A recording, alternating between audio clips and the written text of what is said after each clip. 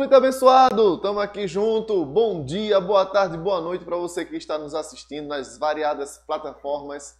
Estamos nós aqui juntinhos para acompanhar este assunto aqui do primeiro ano do ensino médio. Então, primeirão, fica com a gente, te amarra nessas informações, anota tudo, corre atrás, te informa, porque hoje aqui tá carregado de informação para você, tá bom? Nosso grande abraço a todo mundo, lembrando dos cuidados de sempre, cuide-se, use máscara, se tiver que sair, saia mascarado, sempre higienizando as mãos, porque cuidando de você, você vai estar cuidando de todos ao seu redor. Tá bom, primeirão? Terceirão que tá junto aí comigo também, né? Segundão que tá junto aí comigo também. Vamos juntos estudar história, vamos aprender que o assunto é quente e o assunto é carregado. Mas antes, olha aí que eu tenho para falar para você, O SSA, meu povo, uma das melhores invenções para você poder entrar na universidade, para você fazer o curso superior. Você, pai, você, mãe, que está vendo agora, e você também estudante, né, do primeirão, que está se familiarizando com isso, né? Olha que ideia massa. O SSA é um vestibular parcelado em 3 vezes. Isso mesmo. No final do primeiro ano, você faz uma prova só com assuntos do primeiro ano. Daí, quando for ano que vem, que você for segundão, você vai fazer uma outra prova só com assuntos do segundão. Daí, ao final do ensino médio, quando você estiver cursando o terceiro ano, você faz a terceira e última prova só com assuntos do terceiro ano, tudo fresquinho na sua mente. Aí você arrebenta nessa prova, junta as notas, faz a média e entra em um dos cursos da Universidade de Pernambuco, a nossa UPE, do qual eu fui aluno, muito orgulho. Tem campus em várias cidades do estado de Pernambuco, né? Braço pessoal de Nazaré da Mata, de onde estudei. Então, não perde a oportunidade. Mas como é que faz para entrar? Olha aí, o período de inscrição está aberto até o dia 19. Tem o valor de inscrição, mas você esteja atento também ao período de pedido de isenção, você que é da rede pública, né? Tem o período de solicitação de isenção dessa taxa. Vai no site, faz o teu cadastro, se inscreve, porque vale muito a pena o SSA, tá bom? Ah, eu quero estudar, professor. Como é que faz para estudar? Dona Ana, manda aí pra gente um QR Code bem legal. Você pode aproximar o seu celular da tela aí da TV e vai pintar esse QR Code. Você pode baixar conteúdos exclusivos preparados aqui pela nossa bancada. Presta atenção que a turma aqui é da casa, viu? O pessoal sabe o que é que vai cair nesse UPE, nesse SSA. Então, baixa esse material, você vai estudar por ele e vai ter um baita sucesso na prova. Pode ter certeza que sim. Corre lá, faz o SSA e garante o teu futuro na Universidade de Pernambuco. Então, vamos que vamos falar de história agora de tarde, agora de noite, agora de manhã, onde você estiver nos assistindo, no momento que você estiver nos assistindo, tá? Voltando aqui ao tema da nossa aula de hoje, Europa entre os séculos 4 e 15. Formação, consolidação, características, transformações e decadência do sistema feudal, parte 1. Claro, parte 1, galera, a gente dividiu aí para você um pouquinho, né? Por quê? A gente está falando de um período de mais de 1000 anos e cheio de nuances, cheio de informações, que é muito explorada pelos seus professores aí na escola, é muito explorada nessas avaliações externas, como por exemplo o Enem, o SSA, né, que a gente acabou de falar dele. Então, a gente está falando da Idade Média, né, que ganhou esse apelido aí assim que acabou. O pessoal do Renascimento classificou esses últimos 1000 anos que eles acabaram de viver como a Idade das Trevas. E onde foi que tudo isso rolou, pessoal? Rolou nesse continente aí, que eu achei essa figura com as bandeiras, né? A gente está neste momento olímpico, né? E as bandeiras vão ao alto do pódio e a gente pode identificar aí, bandeira de Portugal, da Espanha, aquela ali que tem a lua quarto crescente com a estrela, né? É a bandeira da Turquia. Aí a gente tem a bandeira do Reino Unido sendo marcada em mais de um lugar para você entender, né, o que é o Reino Unido, a Noruega, a Suécia, a Itália, país com formato de bota. Então é deste continente aí, nos localizando no espaço, é do continente europeu que a gente está falando, né? E aí algumas algumas situações aí para você escolher nas suas próximas férias. Quem sabe no seu próximo aniversário você pode estar aí, ó, em Londres, né? Ali o Big Ben. Então, Londres, capital da Inglaterra, nos situando no espaço, né, galera? A gente vai falar, mandar um monte de informação e para você se situar no espaço, de que lugar a gente está falando? Então, a gente está falando da Europa e aí tem a capital da França, Paris, para você passear e conhecer bem muito, né? Então, a capital da igreja, né? A capital da Igreja Católica, aí a Praça São Pedro, no Vaticano, que é a cidade da Igreja Católica que fica dentro da cidade de Roma, Roma, capital da Itália. Quem mais? Lisboa! Olha aí a Praça do Marquês do Pombal, né? Bem no centro da cidade de Lisboa, cidade belíssima, capital portuguesa. Então, pessoal, povo bonito abençoado, a gente está falando de Europa, né? Situando vocês no espaço. Vamos situalizar um pouquinho na atualidade, né? Aluno no primeirão tem que estar de olho no que está acontecendo, né? Então, a Europa, e a gente sempre lembra da União Europeia, a junção da maioria dos países desse continente, né? Para derrubar as fronteiras físicas, né? Um cidadão europeu ele pode circular tranquilamente sem ter que apresentar o seu passaporte nos demais países que compõem a União Europeia. Eles adotaram a moeda única, que é o euro, né? Bem antes, lá atrás, cada um daqueles países tinha a sua própria moeda. Eles abriram mão cada um de sua moeda e adotaram o euro, uma moeda bem forte, né? E por que a gente estuda tanto eles, né? Porque ele é o berço da civilização ocidental, né?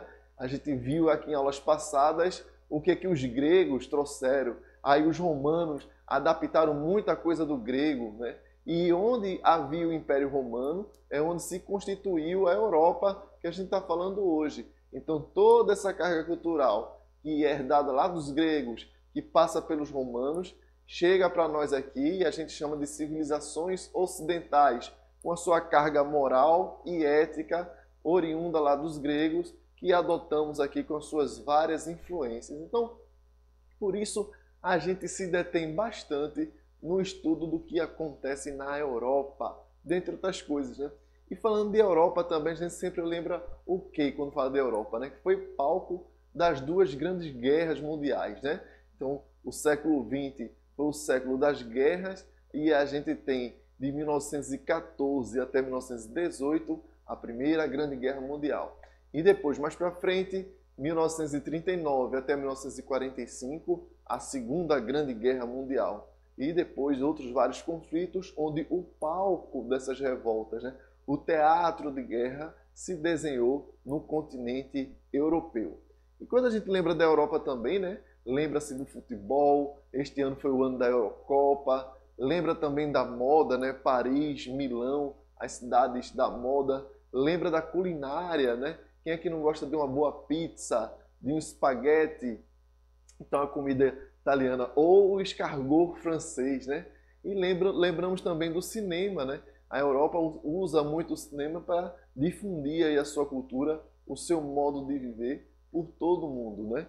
A gente que gosta de filme, gosta de série, sabe que tem muita série, muito filme que é produção europeia. Bons filmes e boas séries a gente assiste também. E aí, primeiro, você que está agora nessa vibe de estudar, a dica que eu dou para vocês nesse momento é a mesma que eu sempre repito para o terceiro, né? Se vai divertir a mente com um bom filme, escolhe esse filme que tem um contexto histórico para que você aprenda a cada cena do filme e possa contextualizar tudo aquilo, tá? Vamos aqui então, ó, a gente tem uma linha do tempo para a gente não se perder, né? Já que a gente se localizou no espaço, qual é o espaço que a gente está falando? A gente está falando de Europa, aí você já está com tudo isso em mente, né? Como tudo isso está sedimentado aí na tua mente, a gente vai para esta linha do tempo, né? O período medieval. Então tá aí bem marcadinho, né? O que acontece depois de Cristo, a gente divide a história em momentos, mas lembre-se sempre, né? De que em história existem processos. Nós pegamos as datas para marcar um acontecimento histórico, mas não quer dizer que exatamente naquela data ali iniciou a Idade Média e naquela outra data lá terminou a Idade Média. Então, estou dizendo aqui que em 476, quando Rômulo Augustus caiu do trono da Roma Ocidental, iniciou ali a Idade Média. A gente pega esta data como marco, mas o processo da Idade Média já se iniciou antes, muito antes daquilo, e perdurou depois daquilo, né? Mais ou menos aí quando a gente completa o aniversário, né? Quando a gente completa 18 anos, por exemplo, para a lei, né? Aquele é um marco da sua maioridade. Mas você já entrou no processo, né, de ser um cidadão adulto, responsável pelos seus atos, bem antes disso. Infelizmente, algumas pessoas que passam dos 18 anos e ainda não tomam para si o senso de responsabilidade necessário a uma pessoa adulta. Então a gente marca a linha do tempo sempre para você se situar no tempo e sacar o que a gente está falando, né? Aqui tem uma outra linha do tempo para a gente marcar de forma mais geral, né? Como é que acontece na história, a gente tem dito aqui nessas aulas para vocês. Então, da escrita até o surgimento do homem, todo este grande período de muitos anos, do surgimento do homem até a escrita, da escrita até o surgimento do homem, chamamos de pré-história. E a pré-história tem 3 grandes divisões, né? A Idade dos Metais, o Neolítico e o Paleolítico. Essa conversa com vocês, primeiro, a gente já teve lá para trás, e aí a gente vem aqui para a linha do tempo novamente, surge a escrita e a gente chama isso aí de Idade Antiga, até que chegamos agora no período da Idade Média, tá? Então tem o Antigo, também chamado Clássico, tem o período Moderno, e o que está entre o Clássico e o Moderno é o meio, por isso Idade Média, a Idade do Meio, que é o que a gente vai falar, tá bom? Então vamos lá, como é que isso tem início, né? A gente pode dizer assim, como foram as causas, como surgiu, tá? Então, a data marco aí, que eu já falei para vocês, é um marco, mas não ignore nunca, jamais o processo, entenda sempre a história como processo. Então vai o declínio do Império Romano do Ocidente. Lembra aí, primeirão, que o Império Romano ele se dividiu, né? Lá em épocas do Império Romano, né? Em época do Imperador Romano, depois de Constantino, vai haver uma divisão do Império Romano. O Império Romano fica muito grande, geograficamente falando, difícil de administrar, e aí houve um rompimento. Vai ser criado o Império Romano do Oriente, cuja capital Constantinopla, né? Antiga Bizâncio. Então, muda o nome da cidade para Constantinopla e ela passa a ser a capital do Império Romano do Oriente. E Roma continua como capital, só que agora do Império Romano do Ocidente. Então, nós temos 2 países, né? 2 realidades que, com o passar do tempo, vão se afastando cada vez mais. E em 476, o Império Romano do Ocidente ele é invadido de vez e passa a deixar de existir, enquanto que o Império Romano do Oriente continua, sua história vai adiante, sua história continua por mais 1000 anos, que a gente vai ver isso em outra aula quando estudar o Império Bizantino, tá bom? Então, se detendo ao Império Romano do Ocidente, se detendo a ele, a gente tem o fim da expansão territorial. Pare e pense aqui comigo primeiro, olha, Roma, ela se garantia muito no que ela conquistava escravos. O escravo era um produto do Império Romano, né? Então ela invadia um território, fazia boa parte daquelas pessoas em escravos e negociava aquelas pessoas e dominava aquela extensão territorial, fazendo ali produzir alguma coisa. Era assim que, a grosso modo, funcionava essa máquina chamada Império Romano.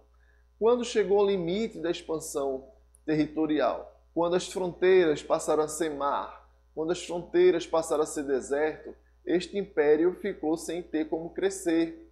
E essa falta de expansão fez encarecer bastante o preço do principal produto deles, que era o escravo. Então esse fim do expansionismo gerou, né, foi o principal pé assim para uma crise econômica que vai fazer ruir o Império Romano. Então, como eu coloquei aí, né, o fim da expansão territorial gerou uma crise econômica no sistema escravagista. Então repare, a expansão territorial chegou tão longe, chegou em fronteiras tão distantes, que não se havia mais para onde expandir. Consequentemente, não havia mais como ter escravos. Antes de passar para o próximo ponto, eu tenho que lembrar para vocês que o conteúdo dessa aula você também pode baixar. A gente também tem A gente também tem aí disponível, né, um QR Code que aí você pode entrar também no descritivo do vídeo e baixar podcast. Você pode ter também ali o material escrito e você pode ter acesso ao conteúdo dessas aulas, tá bom? Então, vamos adiante. Um outro fator que pôs fim ao Império Romano foi a corrupção, né? E a luta pelo poder. Se você pegar ali do Império de Augusto, né, até, por exemplo, Nero, foram vários imperadores que Roma teve e todos eles, essa sucessão de poder, em nenhum momento foi em paz. Aliás, se você experimentar, estudar a história dos imperadores romanos durante todo o Império Romano, você só vai encontrar no máximo 2 transições que, digamos assim, foi por uma forma natural. O imperador morreu e o filho dele assumiu tranquilamente o poder. Em 2 oportunidades foi que isso aconteceu. Nas outras tantas oportunidades foram guerras, atentados, que tirou um imperador e colocou outro. E essa falta de paz interna, claro sim que ajudou a desestabilizar o Império Romano. Ora, se a administração central tem esses problemas de organização, de sucessão, isso gera problemas sérios administrativos. Aquele imposto que Roma arrecadava na ponta, ficava cada vez mais difícil chegar lá na outra ponta, que era no seu funcionário, né? O que mantinha o Império Romano pujante era a capacidade de transformar pessoas em cidadãos, né? Então Roma era atrativo por causa disso. Aprofunda comigo aí primeiro nessa informação. Então Roma tinha os seus cidadãos romanos, pessoas que não dependiam de um senhor, de um rei, pessoas que estavam ligadas ao Estado romano, com seu código de leis muito bem estabelecidos. Então a gente pode fazer sim esse exercício de passado e imaginar o que seria um país, né, uma cidade onde não houvesse leis. Isso era uma normalidade na antiguidade e Roma rompeu com isso. No Império Romano tinha polícia, as pessoas eram vigiadas. Então, viver em Roma, você tinha essa sensação de segurança até que isso começa, né, a entrar em frangalhos por esses pontos aí que eu coloquei para vocês. E a corrupção e a falta de paz na administração central foram fatores que contribuíram sim para a decadência do Império Romano.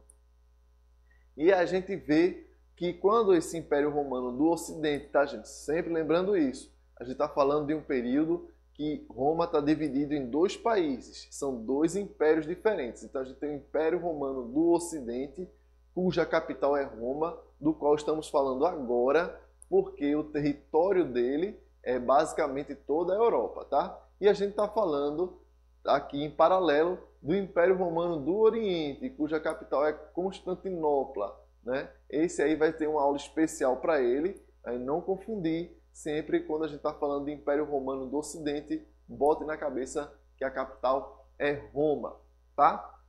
E aí quando esse império ele se desfaz, a gente tem início ao período que chamamos de Idade Média. E por ele ter esse período grande aí, ó, de 1000 anos, né? A gente divide ele, né, em 2 partes. A Alta Idade Média, que é a primeira metade, né? Então, a Alta Idade Média, a primeira metade, e a Baixa Idade Média, que é a segunda e última metade, tá?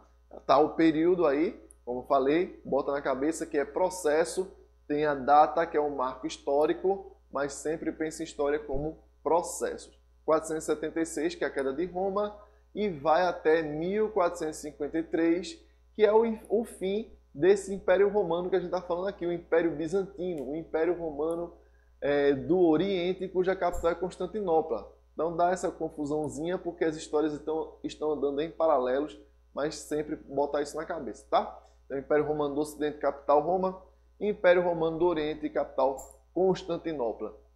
Quando o Império Romano do Ocidente cai, inicia-se a Idade Média na Europa. Quando o Império Romano do Oriente cai, é o fim da Idade Média na Europa. A gente vai dar uma olhada aqui nas características da Alta Idade Média, né? Nesse início, já que o tema da nossa aula é a parte 1 desse período da Idade Média, tá? Então, na Alta Idade Média, a gente tem algumas características básicas assim que a gente precisa pôr em mente, né? Foi aí que surgiram os feudos, né? Tá aí nos livros de vocês, olha aí o pessoal que tem essa figura no livro do 6º ano, né? aí depois vai ver de novo no primeiro ano. Esse é o feudo, né? Onde aquelas pessoas que confiavam no Estado romano e aí moravam, ocupavam as grandes cidades protegidas pelo Império Romano, agora com as invasões estrangeiras dos povos bárbaros, né? Aqueles povos que os romanos diziam serem bárbaros por não conhecerem a cultura e não dominarem o idioma latim. Então eles eram os bárbaros e eles entravam e saqueavam as cidades romanas. Então as cidades romanas já não eram mais seguras. Boa parte da população vai se refugiar nos campos e começa a se construir esses castelos, onde as pessoas plantavam e viviam ao redor do castelo e, em caso de invasão, corriam para dentro do castelo para poderem se proteger deste período longo, período de guerra. Então a guerra, dadas as invasões bárbaras, levou ao êxodo rural. As pessoas saíram da cidade e foram para o campo. Né? Saíram da cidade e fizeram esse movimento para o campo. Boa parte da população passou a viver no campo. Uma outra coisa que essa invasão deixou, né, é que a maioria desses povos, ditos como bárbaros, eles tinham origem germânica e começaram a misturar sua tradição germânica com a tradição romana. Essa tradição gerou muita coisa que nós temos hoje e que esses são nomes comuns que a gente deve ter em mente quando vai estudar a Idade Média, né? Então, o que é que a gente tem de tradição germânica, né? O comitatus, que é a relação de fidelidade entre o chefe militar e os seus guerreiros. O benefício, que é a doação em vida ao seu senhor, né? E no aspecto romano, o colonato, que é a prática para fixar o homem à terra, e terra para tirar o sustento e obrigação do pagamento de tributos. E também o precário, um pequeno proprietário que doava ao grande proprietário que ganhava, trabalhava na terra. E aí a gente forma essa sociedade aí, uma sociedade bem estratificada, né? Ou seja, de difícil ascensão social, onde a gente tem uma base formada por camponeses, né? Trabalhadores, e aí a gente tem lá no topo, né? A nobreza que era detentora daquela terra ali. Em torno da nobreza, abaixo ou em torno da nobreza, estava o clero. Então, por que abaixo ou em torno? Porque muitas vezes o alto clero, né, ou seja, os cargos de bispos e de arcebispos, eram ocupados por próprios senhores, senhores de terra, os senhores feudais. Explicar esse termo, né? Primeiro, eu sempre vou explicar que feudo é uma palavra que vem do germânico, né? Que quer dizer lote, terreno. Então, como a terra passou a ser agora a principal fonte produtiva, era algo de muito valor, né? As pessoas estão saindo do campo e repare bem o que acontece. Saindo do campo, ou melhor, saindo da cidade e indo para o campo, as pessoas passam a ter como obrigação ali de tirar o seu sustento da terra. E como era o sustento lá na cidade romana? Era muito mais pela prática do comércio, tá? Então, no comércio, as pessoas eram mais livres, eram mais independentes. Já aqui no campo, as pessoas precisavam desse espaço da terra que era cedido aí pelo senhor feudal. Sempre nessa troca. Você trabalha na minha terra, me deve aí tantos dias de trabalho nas minhas terras e outros tantos dias o que você tirar de trabalho fica para você. Então, essa relação de confiança, essa relação de servidão, passou a embasar toda a Idade Média como uma característica principal desse sistema que chamamos de feudalismo. Feudo é a terra no qual é repassada para uma outra pessoa e essa outra pessoa fica responsável em passar de volta a produção. Tá? Povo bonito abençoado do primeirão, fica aqui o meu grande abraço para vocês. Vamos estudar, não esquece do SSA e vamos que vamos!